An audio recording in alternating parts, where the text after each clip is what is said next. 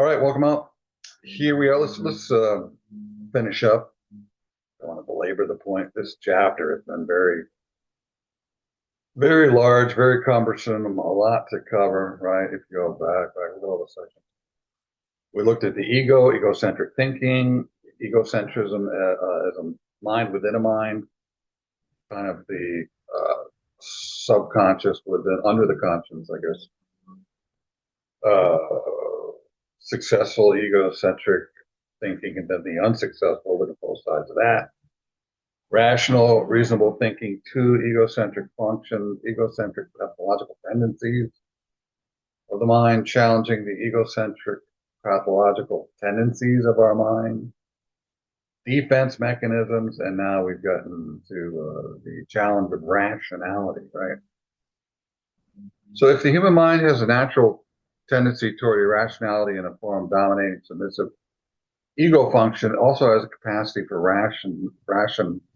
rationality, self-knowledge, and ethical development. We have a tendency toward hypocrisy and inconsistency. That's to say the least, right? Why is that? Well, because we're forgetful, we're human, we're weak, we have a lot contending for our attention. Sometimes we're right on top of what we need to be on top of. Other times we're distracted by hunger, pain, sickness, problems, right? So the layers of our what we're conscious or aware of vary, right? Sometimes we're right, everything's right there. Everything's all on the top, right? And then something from below seeps up. We start to get hungry, we start to get tired, we start to get irritated, right? And that starts to take over our rational mind at the top, right? Starts to subvert that rational thinking, right? Or maybe we have problems, personal problems, health problems, financial problems, other people in our family having problems that become our problems. We can counteract our natural tendency toward intellectual arrogance by developing our capacity for intellectual humility. Keyword humility. And humility here is not, please beat me, sir, I'll take another, I am not worthy. No, humility here is just realizing and accepting weaknesses, right? Accepting reality, I guess, right? Rational reality. Put another way, we can learn to continually question what we know to ensure that we are not uncritically accepting beliefs without foundation and fact. Key. Then you say, what is fact? That's another discussion. Moreover, we can counteract our tendency to be trapped in our own point of view by learning how to enter sympathetically into others' viewpoints. That is a challenge, a huge challenge. Giving of the self, being selfless in that sense, that's a practiced art. It's a mature art. It's a giving art, right? Putting yourself in other people's shoes, putting on a hold for a moment, just wait a second. That's hard. That's where the adults live. Children don't live there, right? We can counteract our tendency to jump to conclusions by stopping and checking our conclusions for validity and soundness. We can counteract our tendency to play roles of domination or submission by learning how to recognize when we are doing so. We can begin to see clearly why submission and domination are inherently problematic. We can learn to search out options for avoiding either of these modes of functioning. And we can practice the modes of self-analysis and critique that enable us to learn and grow in directions that render us less and less egocentric. And that's the key, right? So this is huge, because if you don't take care of this stuff and all the rest of what's in this chapter, you're really not going to be seeing things clearly. You're going to be seeing things through all kinds of filters, and your perception of reality and what really needs to be seen or known is going to be filtered out considerably, right? Take charge of your sociocentric tendencies. Just as all humans are egocentric by nature, we are sociocentric as well. Sociocentric thinking, as you may remember, it's egocentric thinking raised to the level of the group, which is more dangerous. And it can be even more destructive than egocentric thinking because it carries with it the sanction of a social group, right? So if you're egocentric, there's just you, and you've been around people who are full of themselves, and most people can counteract that. But if everybody's full of themselves, right, and everybody has the same egocentrism about them, difficult to overcome.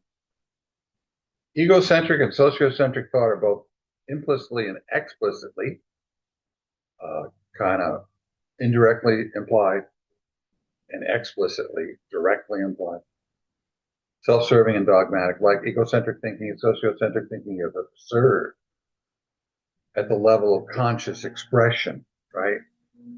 So if it's absurd in the sense that you're so focused on the group, we'll put egocentric aside, but you're so focused on the group and what the group thinks. And down below is why the group thinks what the group thinks, or why it's difficult to overcome what the group thinks. But you're of the group, so you can't all of a sudden just be picking and choosing. What am I going to agree with in regards to the group or not agree with? Right. That's why you hear people say, "Oh, all you Democrats believe this. All you Republicans believe this. All you conservatives believe this. All you leftists believe that. All you Christians believe this, right? All you Buddhists believe that, whatever, right?" So there's these groups of coming from all different, around myself, many different perspectives and backgrounds and areas of belief, right? We'll get more into those areas of belief in a moment. Unreasonableness, I like that. If therefore, in other words, if sociocentric thinking is made explicit in the mind of the thinker, its unreasonableness will be obvious. Thus, our objective as developing thinkers is to make explicit in our own minds the sociocentric thinking that influences our behavior. Right. So below here, you've got some parallels or sameness between socio and egocentrism. Right.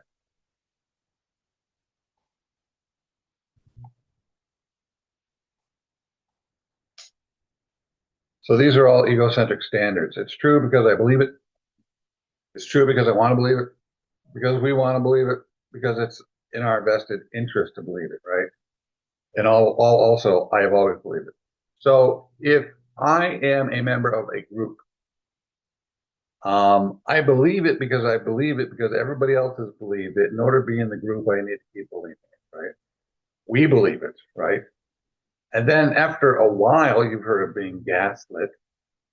Gaslit is just repeating something. It's like a mantra, Keep repeating something over and over again, whether it's true, false, whatever, somewhere in between.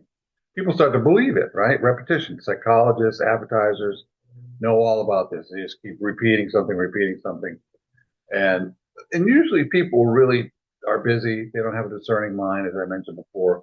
They might be at the low level, one or two, maybe even three um, low levels of critical thinking.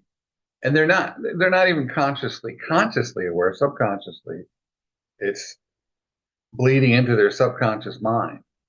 And maybe you hear something, your family says something, right? Then you hear that same thing said on the radio. Then you hear it on the TV. Then you read something that it falls in line with what you've heard in those other three or four scenarios or situations. Then you hear it in a movie, and then you hear the president talk about it, right? And all of a sudden, and you haven't even looked it up. You don't even know. You haven't even looked it up. You haven't researched it. But because so many people have said it, well, it's got to be true. Like that thing, if it's on the internet, it's got to be true. And then I love the meme where the statement is, don't always believe what you read on the internet. And then it says Abraham Lincoln, picture him, Abraham Lincoln. Of course, Abraham Lincoln was not around during the internet. I hope that's obvious to most. about 100 years, at least 100 plus 20, maybe 130 years short or shy of being around for the internet. Right. So, anyways, just as individuals deceive themselves through egocentric thinking, groups deceive themselves through sociocentric thinking, as I was just saying. Right. The nature of sociocentrism. Living a human life entails membership in a variety of human groups. And this is what I was talking about, or alluding to, or referring to. Right? What are those groups? Nation, particular country you come from, culture. Are you Greek, Italian? What are you? Right? Polish, whatever.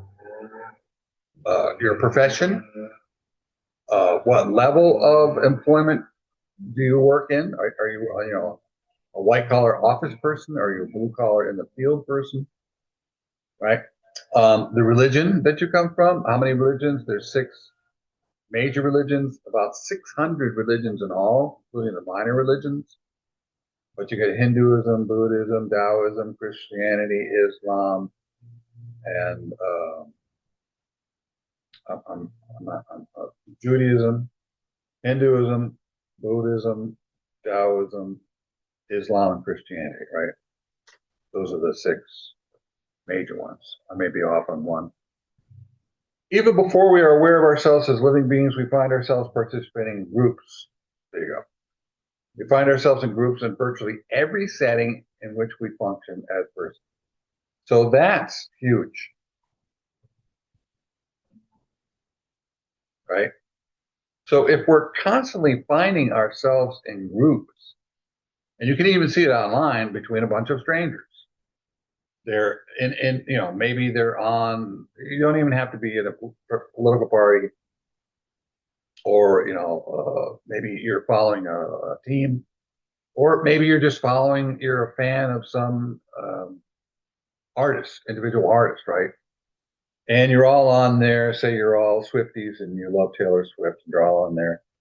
She's amazing, fantastic, wonderful. You have the group thing.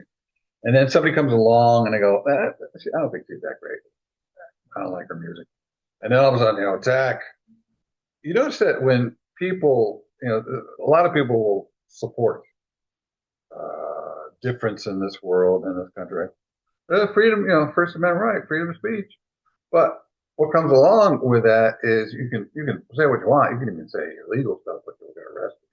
You're free to say illegal stuff as long as you're okay with the consequences of being incarcerated.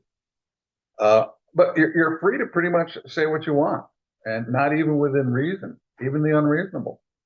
Sure, you can get arrested, thrown in jail, but you can even say that. You're free to say that, right? But if you oppose the group, and not, of course, not everybody is going to be a fan of Taylor Swift or any. I'm a fan of certain individuals and groups, right? And just because I like them doesn't mean that the other groups and individuals that other people like make them any less. Even Taylor Swift, I don't find her music that interesting, captivating. I have actually zero interest in her music, but other people find value. I don't see it, but I'm not going to degrade it or demean it just because I don't like it. And then people get nasty about it, oh, she's blankety blank, blah, blah, blah. Then they start getting really negative and nasty and then offended and offensive in their analysis of her and her music, right? I don't know. Then they try to find, you're attacking me for being an anti-Taylor Swift person. Well, now I'm going to find something about her that I don't like, tear her apart because I've been hurt. Don't be that weak. Don't be that prideful. You got to be humble, realistic, right? What is more, every group to which we belong has some social definition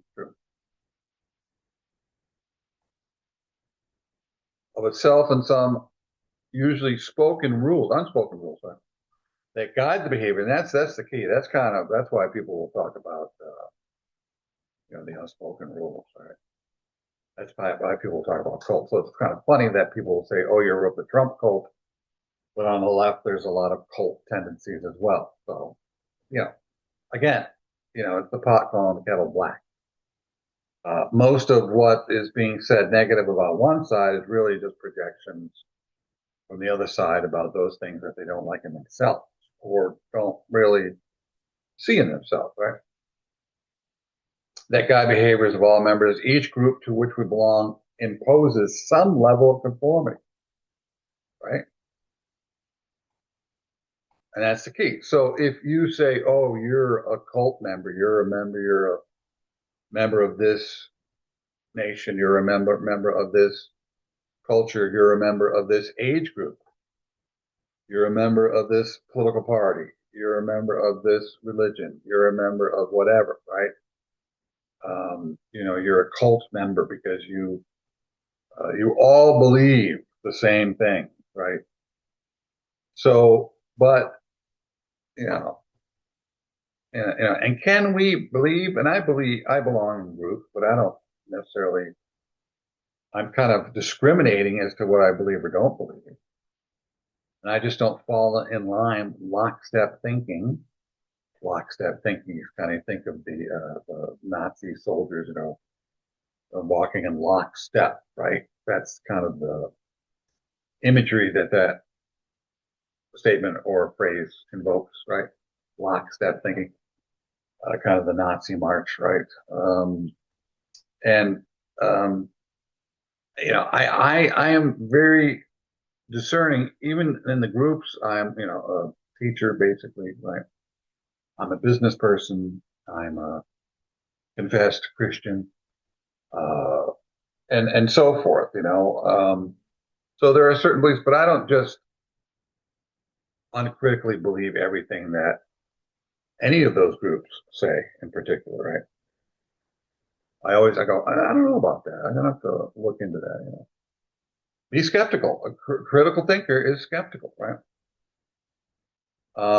Conforming on us as a condition of acceptance. This includes a set of beliefs, behaviors, and taboos. So now it's starting to sound cultish, isn't it? So if you're a member of a group and you start pointing fingers at the opposing group or groups, and you start calling them cult members, you might want to take a look at yourself there, pal. All of us, to varying degrees, uncritically accept as right and correct whatever ways of acting and believing are fostered in the social groups to which we belong. Key.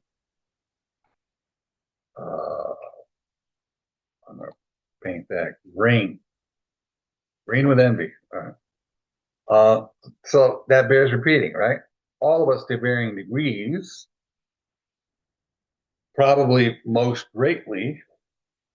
more greatly, like 60% or higher than lower, but still varying degrees, uncritically accept as right and correct whatever ways of acting and believing are fostered or supported in the social group to which we belong, right? I am a Swiftie. She can do no wrong. She's beautiful. She's a beautiful dancer. She's got a great voice. She sings great songs. She's a great songwriter. She's a great person.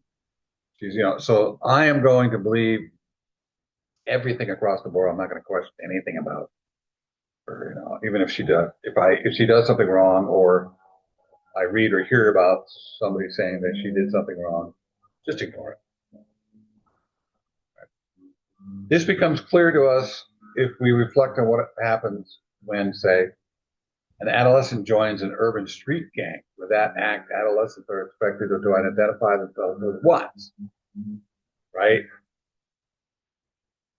And this stuff doesn't just belong to street gangs, right? This can be generalized out to beliefs if you belong to any group, right? A name that defines who and what we are. I'm a Democrat. I'm a Republican. A way of talking. Maybe that's part of it too, right? Do you ever notice that Democrat politicians, when they're speaking to a particular group, maybe it's a white group of people, they've got the white accent. Then if it's more urban or inner city, they kind of take on that accent or vocabulary or what's the word I'm looking for? Yeah, I guess vocabulary. All right. Um, A set of friends, enemies, gang rituals. Well, that would be just particular to gang. Expected behaviors when around enemies involving fellow gang members. Hierarchy of power within the gang, right? A way of dressing, speaking, social requirements, all that stuff, right? So if you take out the gang um, definition or aspects of those definitions and ways of being in the group and kind of uh, tweak them a little bit, you can probably get that stuff or those definitions, definers, right, to apply to most groups. Group membership clearly offers some advantages, but those advantages come with a price. Key, important, right? Groups impose their rules, taboos, folk ways, mores on individuals. Group membership is in various ways required for ordinary acts of living. Suppose, for example, now let's develop that idea that you wanted to belong to no nation. You be a citizen not of a country, but of the world. You would not be allowed that freedom. You would find you were allowed no place to live, nor any way to travel from place to place. Every place in the world is claimed by some nation as its sovereign possession, right? And every nation requires that all visitors to it come as a citizen of some other country. Passport, right? So even if you don't believe in, you know, nationalism or of the nation, nationalism kind of has a negative connotation, right? But when you know, come to this country, or maybe you're born here, you come to this country, I pledge allegiance to the flag of the United States of America. So when you become a citizen, you pledge actually, dedicate yourself, your life to this country, supporting it, fighting for it, fighting against those who attempt to come here and usurp our power, our means of production, or political ways, whatever, right? So if you don't know that, that's true. Look at what it says when you become nationalized. When you say if you're a citizen somewhere else and you come here and you pass the citizenship test and you get the green card, you're putting your hand up. What is actually being said, right? What are you pledging to, right? It's good to know.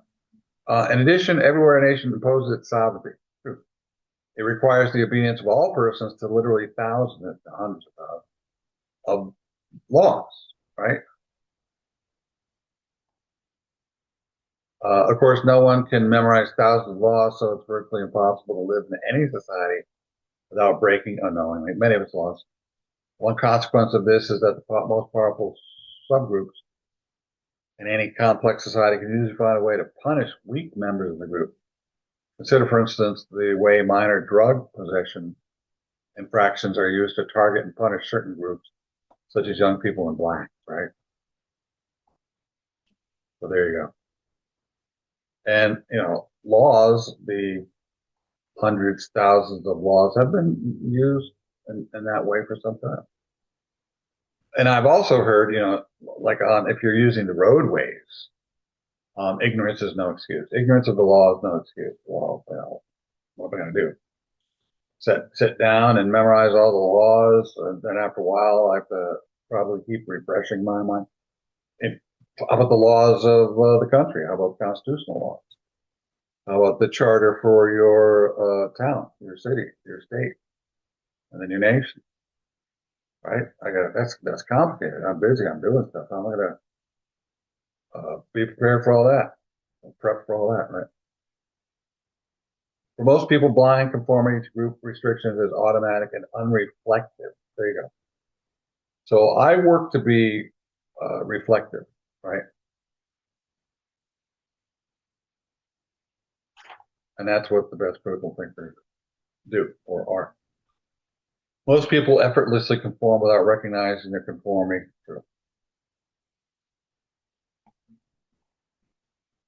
They internalize group norms and beliefs, internalize, right? Just automatically, subconsciously take them in. Take on group identities, act as they're expected to act without the least sense that what they are doing might reasonably be questioned. Most people function in social groups as unreflective performers with a range of beliefs, attitudes, behaviors, analogous to those of the urban street gang. That's what I was saying, right? So if you modify those beliefs or norms in that little passage we had, oh yeah, no, there's here. If you modify these somewhat, most of these would probably apply to almost any group, right? This conformity of thought, motion, action is not confined to the masses, the lowly or the poor. It is characteristic of people in general, independent of their role in society, independent of status, prestige, independent of years of schooling. True. So true. I've run into some of the best and the brightest, college professors with PhD, multiple PhDs, and not, everybody has their, um, what's the phrase I'm looking for? Everybody has holes in their beliefs or their knowledge or their intellect or understanding, right? We all have windows of opportunity to screw up within, right? Uh, there are many teachers who really know what their subject matter is, but they don't know how to teach, right? Or teach what they're teaching and make it applicable to the majority of students in their class rather than just teaching the material and ostracizing. This is what happens in education, especially at the secondary level, high school. Most probably about there's 9 types of intelligences or 9 intelligence types, and there's only two. There's two that most of what school.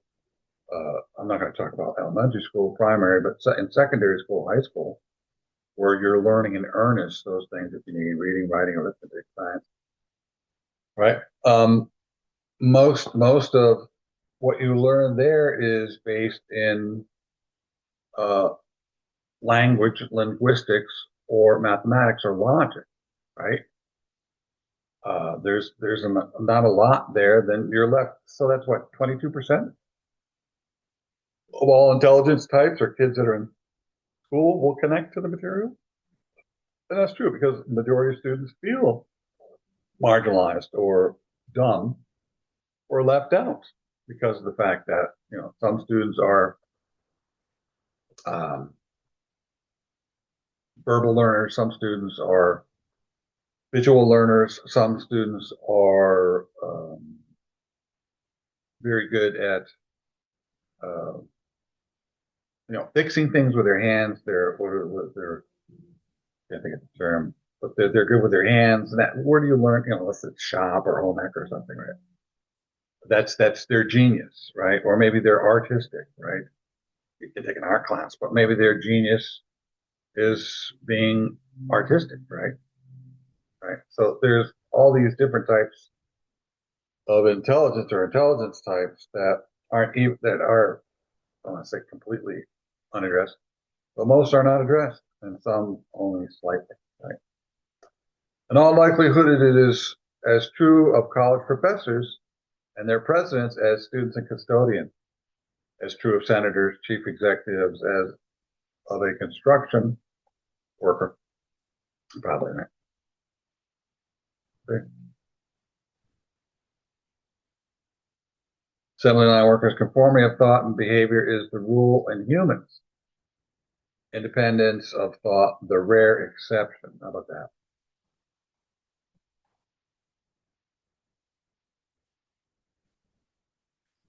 It's the rule of humans, right?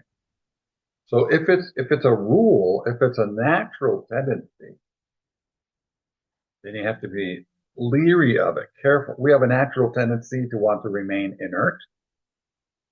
We have a natural tendency not wanting to do that which most of us need to do. I don't feel like going to work. My natural tendency in the morning, right? I don't feel like getting up. Natural tendency to go back to sleep. I don't feel like working out. Natural tendency is just keep sitting on the couch. I don't feel like studying today or doing my job. Natural tendency is to remain inert or inactive, right? So if something is really good for us, just like with eating as well, right? We have a natural tendency to want to eat carbs and sweets and junk, right? I mean, who wants to sit around and eat fruit and vegetables all day when you got pies, candy, and cake, right? That's calling our name. The idea of sociocentric thinking is not new. True. Under one label or another, many books have been written on the subject, and it has been the focus of important sociological studies. Also true. That would be a good subject to read up on, psychology. That was my initial major. So I went like a year and a half. I was not going to become a psychologist or work in that field. I said, geez, I'm just as screwed up, if not more screwed up than anybody else. How am I going to help? I can help them by not majoring in psychology. Almost 100 years ago, in his seminal book, Folkways, originally published in 1906, William Graham Sumner wrote extensively about social expectations and taboos. That might be a good thing to read. I haven't read it, so I'm giving myself that advice as well. One of the founders of the discipline of sociology. There you go. One of the founders. Right? Like Alan Newell, one of the founders of artificial intelligence. Sumner documented how groupthink penetrates virtually every dimension of our life. Man, isn't that amazing? Probably weren't aware of that. Well, as the text says, you were not. Here's the concept. Ethnocentrism is the technical name for the view of thinking in which one's own group is the center of everything. Oh, man. America, greatest country in the world. Democrats, greatest party in the world. My Yankees, my Red Sox, my greatest you've heard fans and players say that, right? You're the greatest fans in the world. Well, every home team says that about their fans, right? And people will also say about that about their generation. There's something special about the 90s, the 2000s. Yeah, you were alive at that time, or that was your time period growing up. For other people like me and others, it was the 80s, 70s, 60s, or my parents, the 40s and 50s, right? Nothing like the 50s, nothing like the 90s, nothing like the 2010s, right? That's a silly statement. That's kind of immature and infantile, right? So don't think like that, right? We need people who are much better thinkers. Well, we need more adults, I guess. Each group nourishes its own pride and vanity. Oh yeah, yeah, yeah. Boasts itself superior, exact its own divineness, and looks with contempt on others. There it is, right? There it is. Those damn Republicans, those damn Yankee fans, those damn whatever, right? If you're of a particular group. Each group thinks its own folkways the only right ones, and it observes that other groups have other folkways. These excite its scorn, right? Some describe folkways as the socially perceived right ways to satisfy all interests according to group norms and standards. Might be a good book to read. Maybe I'll have my students read that. Right? There's a right way to catch game, to win a wife, to make oneself appear, to treat comrades or strangers, behave when a child is born. The right way is this, and you see that on the internet. What is wrong with that person? Why are they dressed that way? Why are they walking that way? Why are they breathing that way? What is he or she doing? If they innately don't believe what that person is doing, or maybe they find out that they're of their group, oh, I'm a fill in the blank group member of that group, right? And all of a sudden, that person can do no wrong. Whereas before, when they saw them independent of the group or the group think or the ego-centric thing, they were able to criticize better, not better, but criticize more, I should say, right? But, oh, you're a Swiftie. Oh, you can't do anything you want. Or you're a Republican, or you're a Democrat, or you're a whatever. The tradition is its own warrant. Oh, that's fine. It is not held subject to verification by experience. In the folkways, whatever is right. Oh, man, there you go. So it doesn't have to be defined. It doesn't have to be thought about. It doesn't have to be verified. It is what it is, right? You've heard that expression. It is what it is. As far as expectations of the group is concerned, every group of any kind whatsoever demands, see, look at it, every kind, not just every group of any kind whatsoever. Geez, that's really getting specific. That's really locking down on an absolute, right? He didn't just say every group, but every group of any kind whatsoever demands that each of its members shall help defend group interests. The group force is also employed to enforce. That's why people don't see it, right? Oh, you cult members of the opposing group or a different group, differing group, right? You and your different beliefs, right? You're cults. But then if you're of the other group looking at the person who just said that, they're thinking the same thing. Oh, you. Now they're going to mirror what that group is saying, right? Oh, you of the opposing group that just labeled us a cult member, you're a cult. So it's infantile, immature, undisciplined, unfocused, lacking of great depth and breadth and honesty and humility.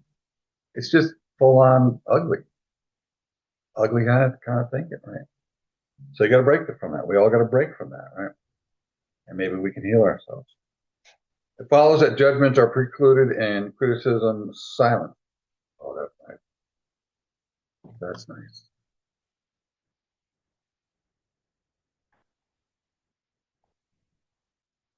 The patriotic bias is a recognized perversion of thought and judgment against which our education should guard us, right? Now, should you be a patriot? Should you love your country? Yeah, but not unconditionally, not in full, utter cult-like fashion.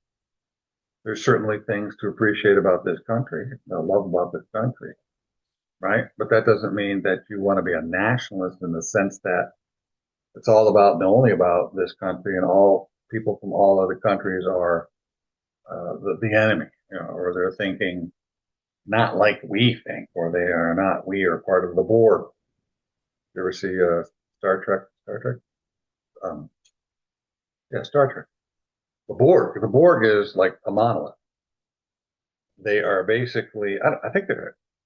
I think they're sentient beings. I don't know if that's a human. I think they're sentient beings, individuals, but they're so much of the mind, they might as well just be one big Borg, right? One big Borg creature. So even young children exhibit sociocentric thinking and behavior. How about the classic passage from Piaget, is it Piaget? For UNESCO, cited in Campbell 76, which is a dialogue between an interviewer and three children regarding the cause of war. So I gotta say that guy's name. Piaget.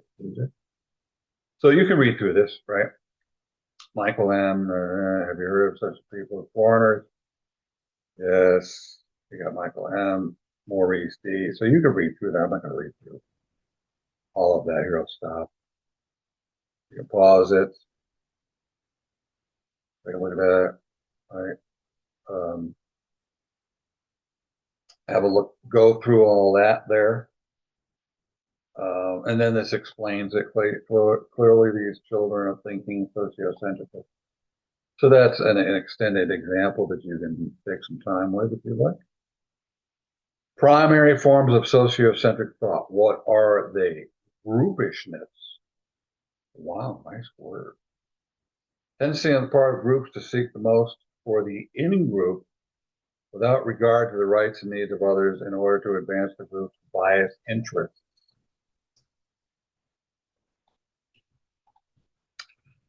It is almost certainly the primary tendency of sociocentric thinking, the foundational device force behind it, the driving force of it. Everyone in the group is privileged. Everyone outside the group is denied group privilege and are seen as potential threats.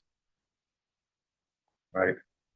So this pointing at other groups and saying, You're a cult, you're full of cults, you're a cult, your group is full of Nazis or evil people or dumb people or uneducated people. That's a really ignorant way, uninformed, inaccurate, dangerous way of thinking, unhealthy way of thinking, right?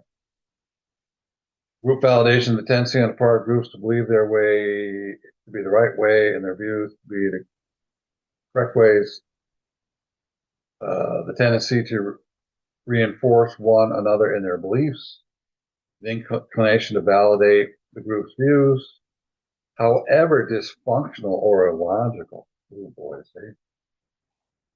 Yeah, dangerous stuff.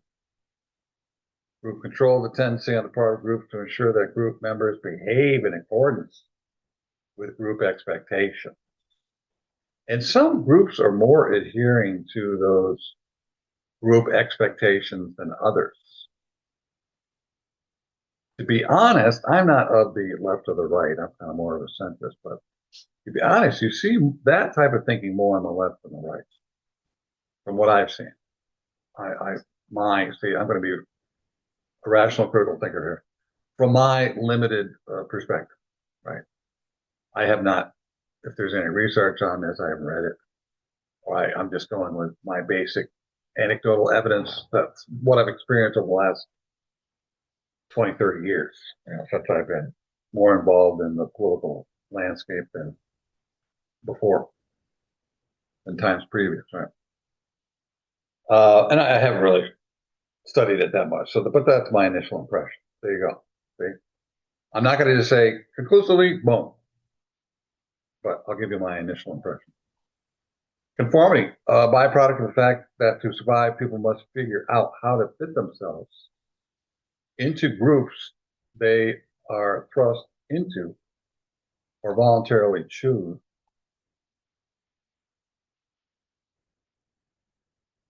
More charts to look at here. I'll pause that for you. Group agendas, right? Pause a little bit. Unethical pursuits of group agendas, groupishness, group selfishness, driven through these socio-centric forces, group reinforcement, group ideas, group control, group submission. So there's a nice little graphic layout for you. Right? You can go through that.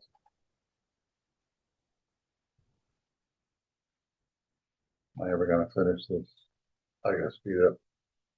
They must conform to the rules, laws set down by those in control, so forth. These four socio-centric tendencies interrelate and overlap in any number of ways, and thus should be understood as four parts of an interconnected puzzle. How about that? So as you can see, thinking and thinking well, thinking rationally, thinking humbly, thinking in an informed fashion, thinking from other points of views, thinking grounded in skepticism rather than being just simply indoctrinated, mindlessly, irrationally, blindly indoctrinated into particular groups or groupthink. It's harder to do this. A lot more work. But it's the honest way. As I said, right? If it's easy, careful. It's much easier to get fat than to stay in shape. It's much easier to remain ignorant than informed, right? If it's easy, right? Much easier to eat ice cream, candy, and cake than it is to eat fruits and vegetables, especially some of those vegetables. Sociocentric tendencies largely lie at the unconscious level. There it is, right? So, an unconscious, as I said, it's deep down. It's not even in the subconscious. You're not even really accessing it. So buried, right? It's unconscious. You know? I have unconscious hate for the opposing group. Here's some more stuff for you. The logic of group validation. Here it is explained in a diagram, and I'll roll that here for you.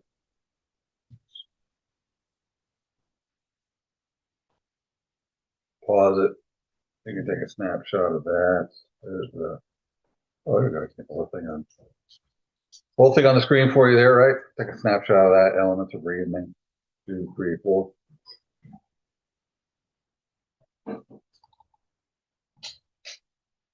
The logic of group control is briefly explained in this diagram. They got it almost right. Point of view and purpose up there. And you got the rest of the elements of reasoning.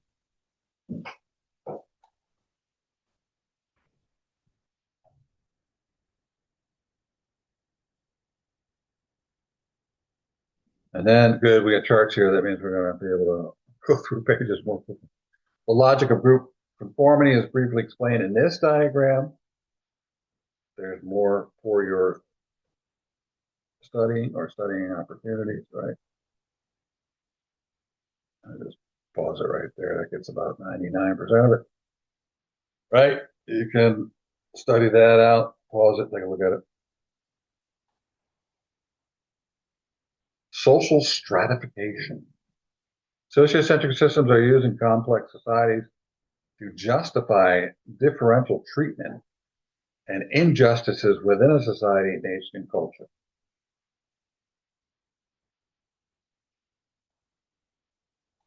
Differential treatment is dangerous stuff. This feature of complex social systems has been, documented by sociologists who have specialized in the phenomenon of social stratification. Stratus, like in, I think they use that in geology, geology. Strata, what's the strata? Layers of rock, right? Because virtually all modern societies today are complex, the following characteristics of stratification presumably can be found in all of them. There it is.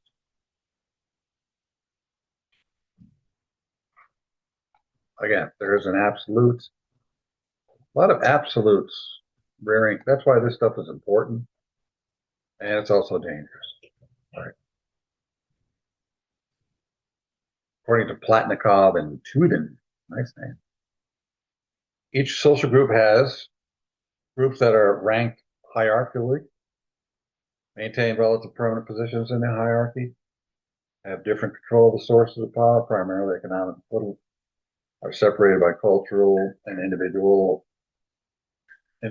invidious distinctions, that also serve to maintain the social, look that word up. I might be rusty on that definition. The social distances between the groups and are articulated by our overarching, not overarching, but like an arch, right? I hear people use that word incorrectly, overarching. And if it's overarching, then it's covering, right? Like a covering, all encompassing covering. I've heard that, interesting that I've heard that word used outside of academia relatively frequently. Particularly about an overarching ideology which provides a rationale, not rational, but a rationale. What's the difference? Definition. What's the definitional difference between rational and rationale? One a verb, is one a noun? What is it? With the established hierarchical arrangements. A lot of vocabulary now. Given this phenomenon, we should be able to identify for any given group in our society where approximately it stands in the hierarchy of power, what the sources of power control are, how the distinctions that indicate status are formulated, how social distances are maintained between the groups, and how the overarching ideologies that provide rationales for the way of things are across human society. Man, there's a lot there. So again, I've talked about this before. I'm just giving you a very brief introduction to this stuff. And in order to really learn what's in this book, it would take months, maybe a year and a half of continual dedication. Reading, rereading, looking at examples, breaking things down, studying, forcing knowledge into our brains by revisiting, right? A lot of stuff here. Sociocentric thinking is unconscious and potentially dangerous. There's the danger factor. Sociocentric thinking, like egocentric thinking, appears in the mind of the sociocentric person as reasonable and justified. There you go. So without thinking, not thinking very little, just accepting the dogma of the group, the social, political, socio-political dictates. I am just going to believe, whatever you say, feed me. It's like like learning in the Matrix, where you're plugged into the Matrix. I need to learn how to fly a Black Hawk. Let me just upload that program. You're ready. Right? That's what goes on. You're just uploaded this information with little thought, little reflection, right? And just believe it and go. Believe and go. Ready, set, go, right? Although the patterns of dysfunctional thinking are similar to egocentric, sociocentric thinking, there is at least one important distinction between the two. As we have already pointed out, egocentric thinking is potentially dangerous, though deception, through self-deception, sorry, individuals can justify the most egregious, oh, nice word, look that up, but individuals operating alone are usually more limited the amount of harm they can do because they are limited in the amount of power they have. Typically, then, groups engaging in sociocentric thinking can do greater harm to greater numbers of people. True. Consider, for example, Spanish Inquisition, right? There's an example, right?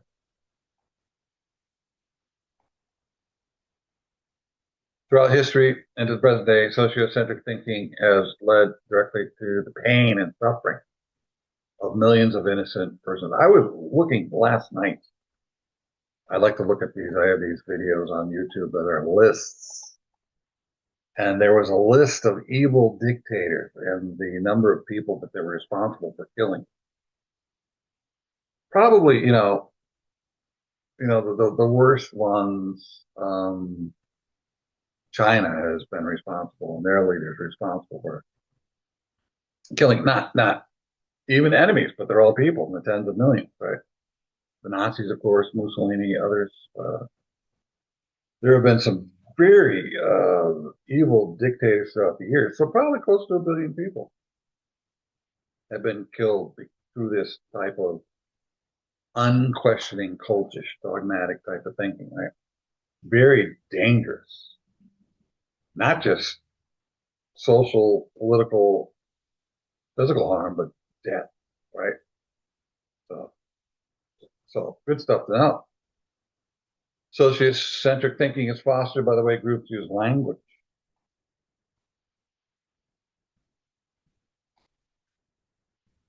Groups justify unjust acts and ways of thinking through their use of concepts of ideas. Sumner, again, comes up. Here's an example.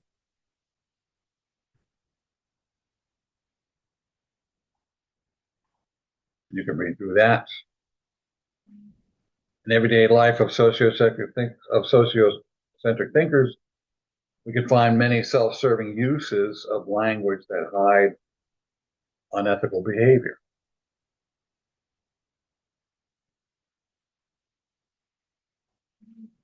Again, oh so true, right? The words progress, savagery, civilization, and the true religion were used as vehicles to exploit Native Americans to gain material wealth and property. Sorry.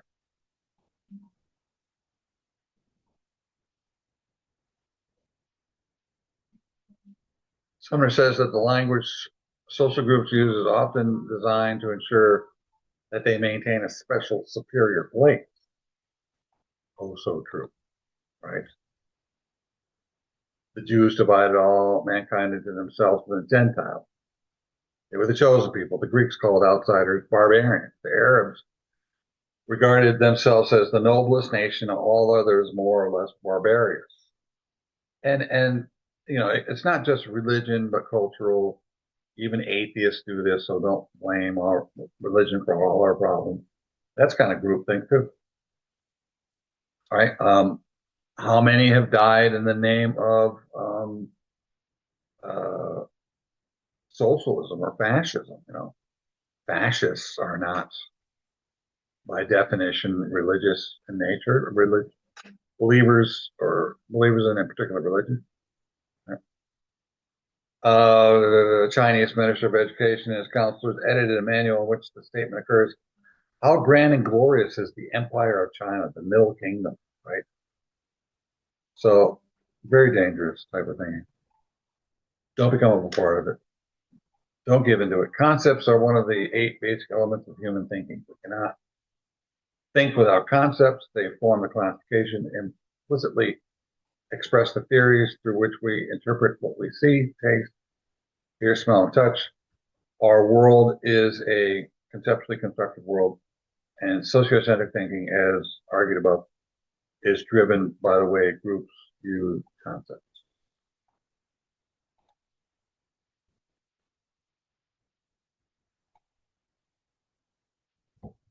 Reveal ideology as work through conceptual analysis. People often have trouble differentiating ideology and non-ideological uses of words. They are then unable to use the following words in a non-loaded way. Capitalism. I don't say, because capitalism, interesting, that's the first word. Because that word in and of itself has some negative connotation. I don't use it when I'm talking about this country and the economic means or concepts that we use here. I say free markets, which is actually more descriptive of what we have, of what capitalism is, right? But capitalism, I don't like that term. It has kind of negative connotation. Socialism, communism, those aren't bad, but how about Nazism? You know, there's your socialism and communism, explained with major red flags. Democracy, oligarchy, plutocracy, patriotism, terrorism, right?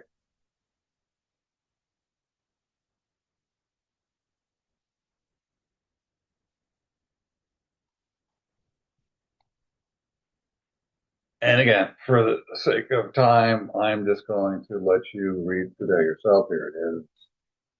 Right. And capitalism, the way I describe these two, there's actually 9 different economic theories, 6 social, 3 free markets.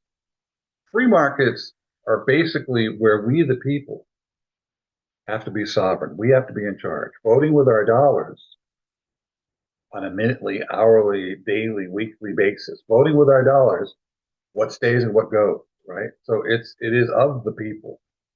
Capitalism, usually that term is kind of more focused on large corporations or maybe even government, evil monopolies, right?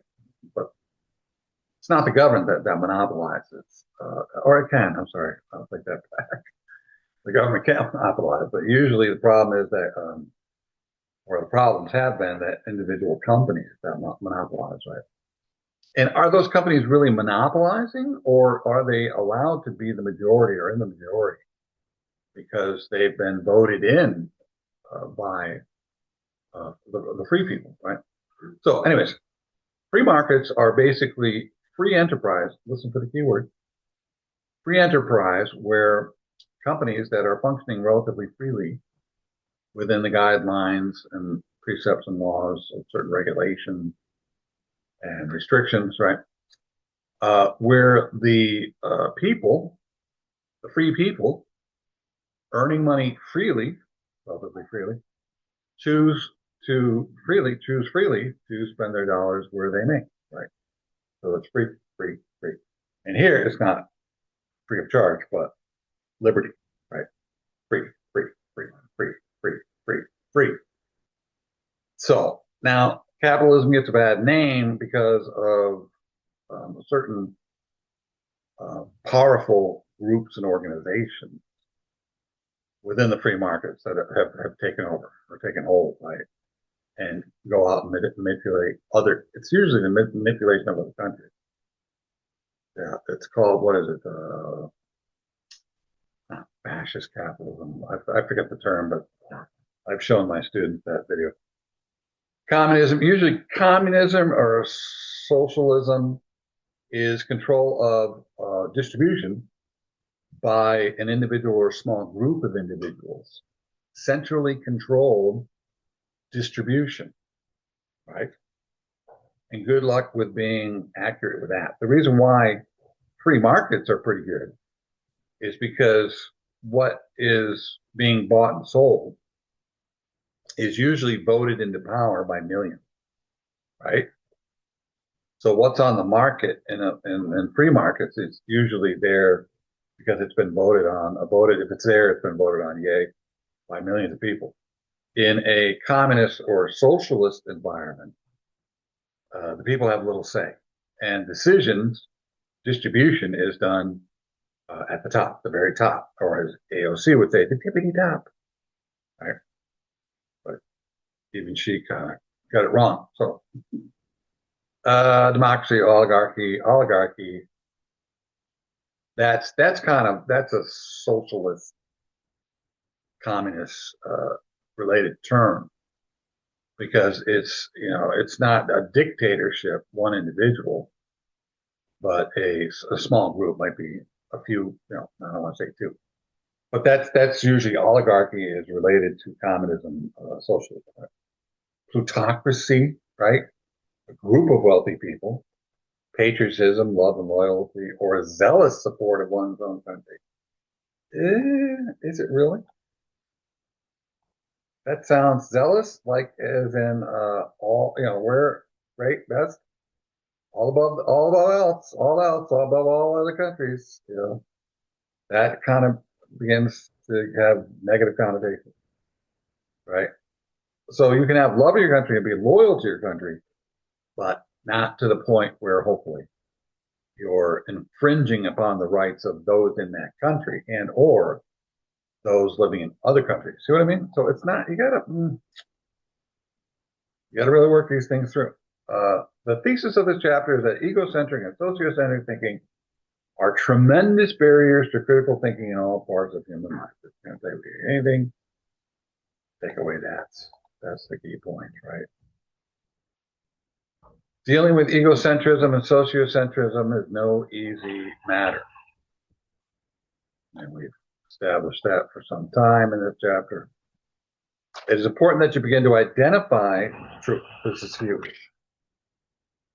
Egocentrism, sociocentrism in your thinking in your life. That's you. That's what you want to do. That's big. That's the biggest. And I think, lo and behold, two weeks later, we'll find it. So next is develop as an ethical reasoner, and that's it. So take care. Be good people.